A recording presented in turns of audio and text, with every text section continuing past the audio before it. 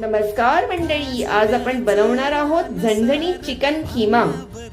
त्याला कढईत तेल गरम करून घ्यायचंय आणि त्यात आपल्याला कांदा, टोमॅटो, तेजपत्ता, लवंगा, 2-3 लवंगा टाकून आणि आलं लसूण पेस्ट टाकून चांगलं मिक्स करायचं। त्यानंतर आपल्याला हळद, लाल तिखट, गरम मसाला, कांदा लसूण मसाला आणि चिकन तंदुरी मसाला घालायचा आणि चांगलं मिक्स करून घ्यायचंय आणि थोडा वेळ शिजवायचंय ते।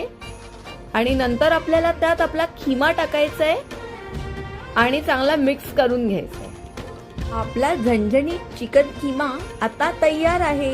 जर तुम्हाला हा व्हिडिओ आवडले असल्यास तुम्ही लाईक, सबस्क्राईब आणि शेअर करा। Thank you for watching.